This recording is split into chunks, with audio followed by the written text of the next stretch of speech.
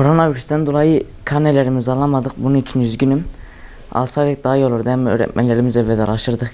Ani bir oldu. İlk önce 2 hafta oldu, sonra bir aya çıkarıldı. Hiç vedalaşmadan çıktık biz de okuldan.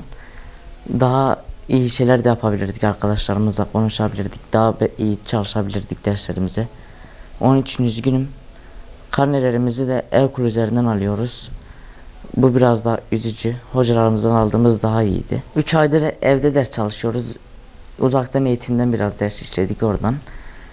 Abimiz bize yardım etti, şey yaptı.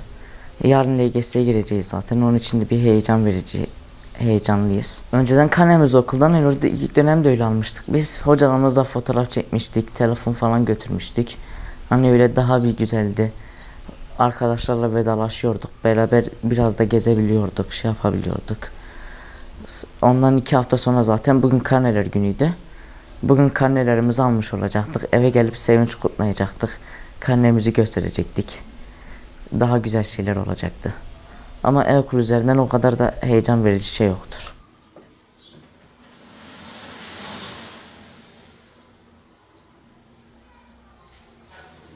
Zaten aynımız, notlarımız hemen hemen aynı.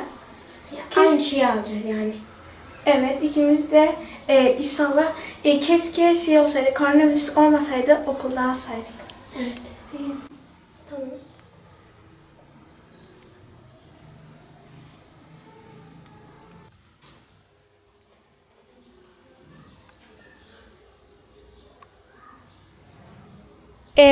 Bugün karneler günü ama okula gidip karnelerimizi alamayacağız koronavirüsten dolayı. Keşke koronavirüs olmasaydı öğretmenlerimizin elinden alsaydık karnelerimizi. Ama olsun, bu da heyecanlı değil ama gene de karnelerimizi görmüş oluyoruz. 1. dönemin karneleri. Ve belki hediye de alamayacağız annelerimizden, babalarımızdan, abilerimizden. Ama gene de üzgünüm ben. Koronavirüs olmasaydı bir anımız olurdu öğretmenlerimizle, arkadaşlarımızla birlikte.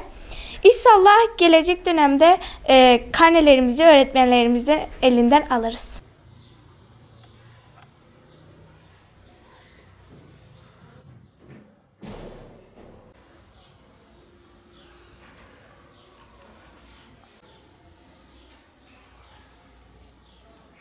Koronavirüs olması bizi çok üzdü.